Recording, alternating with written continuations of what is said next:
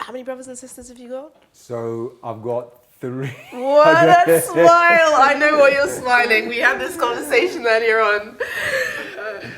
So I have 3 sisters that I live with. My mum married my dad, but she was the last wife that he had. Oh God! When So you being say African, last wife, yeah, being African in the old days, and I think it still happens now.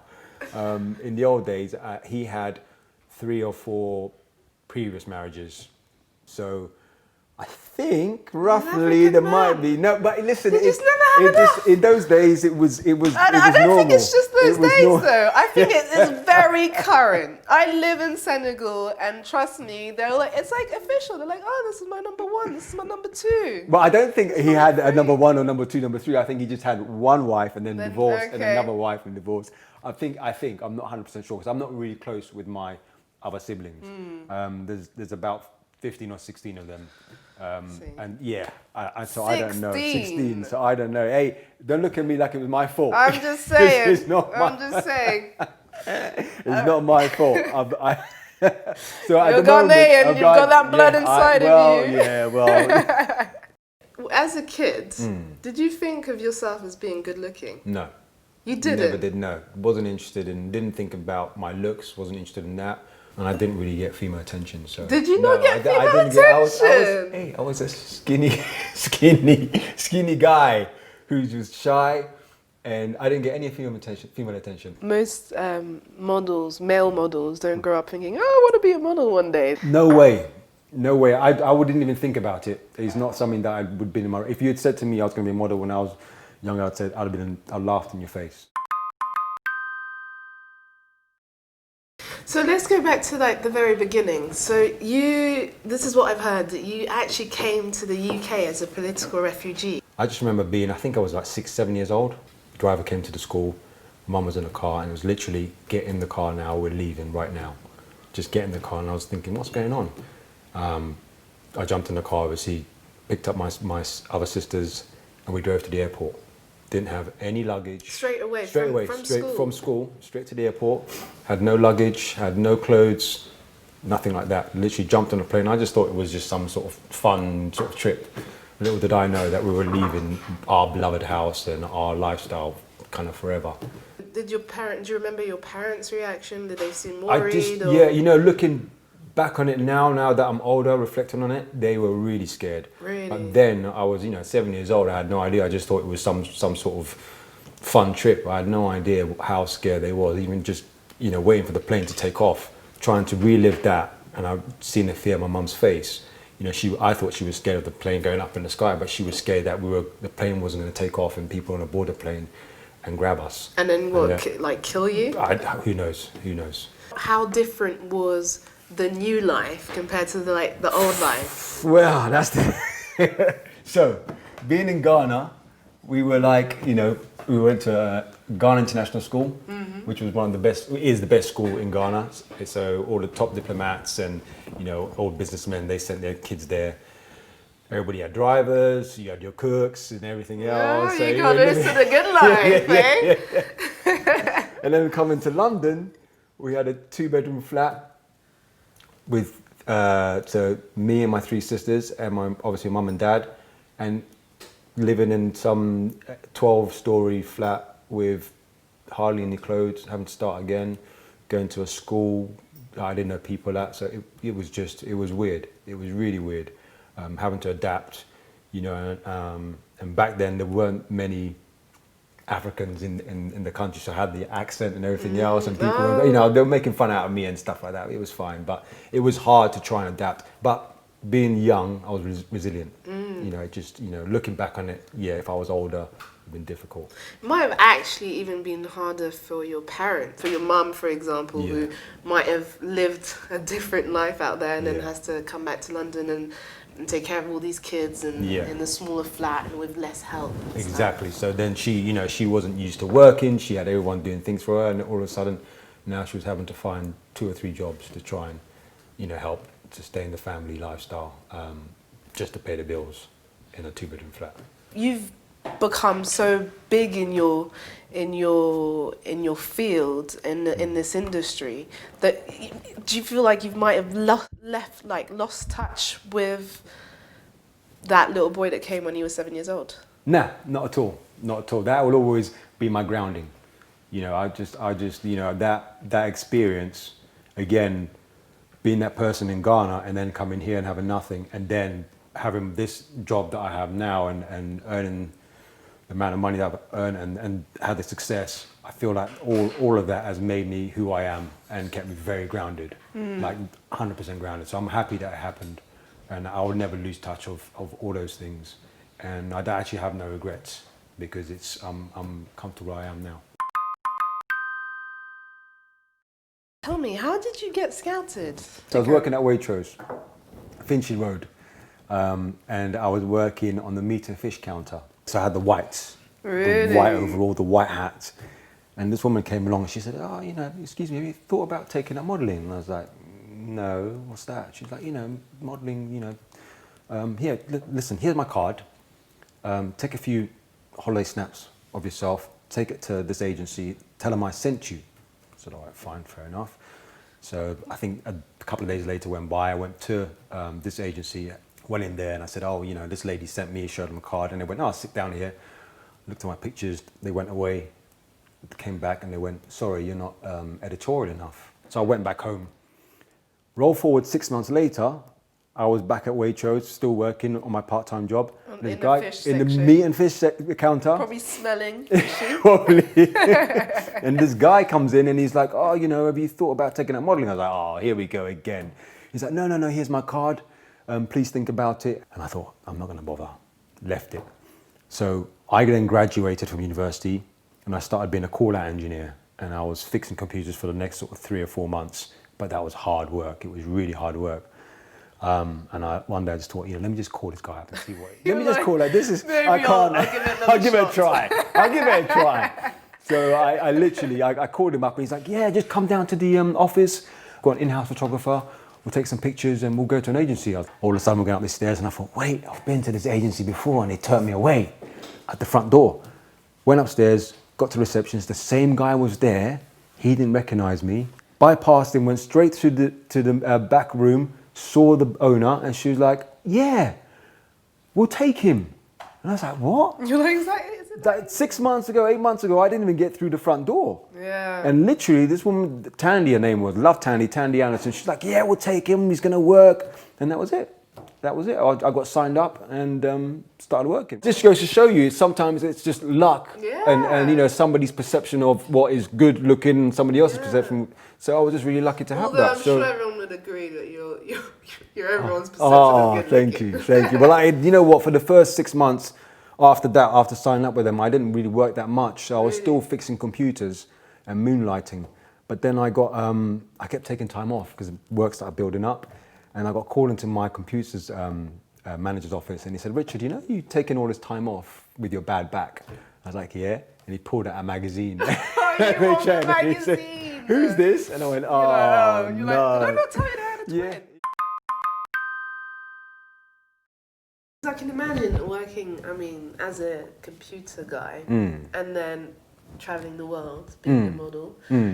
First of all, the money is probably not quite the same. Yeah, totally. And so how has that changed? Because I don't know, what we can imagine from it is all the glitz and the glam, and you're traveling to all these amazing countries and seeing all these beautiful women. Do you know, it was weird, I think, and even now, I think I don't actually allow myself to take it all in. I think I just go with the flow. I don't actually think, I did a couple of jobs, big jobs, did Swatch and did Tommy Hilfiger, massive production, loads of people, but I actually didn't go, wow, this is great, I've made it. I just kind of just went, yeah, this is part of my life, and just didn't really... You never had that feeling of looking around you and thinking, wow, wow. Only now, when I look back on what I had then, thinking, wow, you actually lived the life. You know, I was traveling around business class, working nearly every single week, you know, going to stay in nice hotels. Then it was just normal. I didn't care because I was always busy. It was always here, there, airport, hotel, you know, studio, location. It was just continuous. You didn't have time to think. I think there's a lot of sides to the modelling industry that people don't see. If you're at a massive client dinner, which normally is the case every evening, you're just the model. You're just so there is times you can kind of feel insecure. So there's that blatant disregard to the model as a person, and you're just seen as a product or something. Yeah. But that's actually because, you know, I mean, us women, we always expect it to be more of a woman's thing, but actually men feel it the same. It's like, you know, you're getting judged on how you look. Oh, totally. You're going to have some kind of feeling about that. Totally. And actually, it was really interesting what you were just saying now, because I went on a shoot once, and like there was this woman, and she was a model, and she was just there, and they were like stripping her, you know, like not stripping her, but like, you know, changing her clothes, and you know, like her boobs were out and stuff, but it almost looked like it wasn't boobs. It was almost, she was just like a human doll. Yeah. I mean, for me, you're right. This is exactly how it is. For me, I totally zone out. There's times when I could be in a studio or on location, and I have to near enough get naked down to my underwear, but I totally zone out. The minute you start, you know, realizing what the situation is all about, you just can't deal with that industry. You freak out. And also, I just on a footnote, you know, I used to do a lot of underwear shots, and the girls on the underwear shoot, they would earn more than the guys would earn. Yeah, that's actually really interesting. They would earn. Women actually earn more money than you guys. So I would have my same day rate, but the woman, if she does an underwear shoot, she gets, I think it was back then, it was double or triple. It's quite interesting because it's probably one of the only professions where women earn more than men. Everybody's saying, look, oh, you know what, equal rights. What about me? Yeah. Equal rights. When I was taking my clothes off and that girl was getting paid 3 times as much as me, no one said anything then. There's been a lot of speculation saying that women have used, I mean, a lot in the modelling industry, but I'm guessing in other industries, that women use their sexuality to move forwards. Do you feel like you've ever seen that happen with men? To be honest with you, I'm probably going to spill a can of beans, open a can of worms, shall I say? Not a can of beans, what is that? But to be honest with you, I've heard a few stories. There's been you know, back in the day, I'm not going to mention any names, but there's been a couple of photographers that have, you know, wanted to, you know, sort of get involved with a guy. It would be normally a young boy, and would offer them something or other. This is what I've heard. I've not seen it, and it's not happened to me per se. But and they would offer them this job or this campaign or whatever else, and then they probably would I don't know, take them out for dinner or whatever else. At the moment, as you know, there's a big thing with the Me Too movement and how women have felt sexually harassed. I've heard from people that I know that in the modelling industry that as men, they've also felt harassed in that kind of way. Yeah. Is that something that's ever happened to you? Do you know, I've had various situations that I could have said was sexually harassed. I've had guys hit on me, you know, talk to me a certain way, so hairdresser, makeup artist. I could see it being very offensive if I wasn't comfortable, or if I was a different type of person. Definitely being very offensive and definitely being classed as sexual harassment. But I have actually experienced it, but just got on with it. Is there an element of not being able to say anything because obviously you don't want to lose your job? I suppose it's, especially again, I know I keep going on about back then, but I've been in the industry for a long time. I suppose back then, yeah, it was, people didn't really speak up, and I could see it, if it happened to girls back then, it would have been very hard to speak up, because, you know, people in power would, you would be finished. You were known that, it was known that if you spoke out of line about somebody in a higher position than you, for as a designer or photographer, that was it. Your career would be ended. Simple. So people wouldn't do it. I didn't feel like I, again, needed to say anything. Do you still, you keep saying back in the day, do you feel like it still happens today? Do you know what I think now with the whole Me Too, now with things like Harvey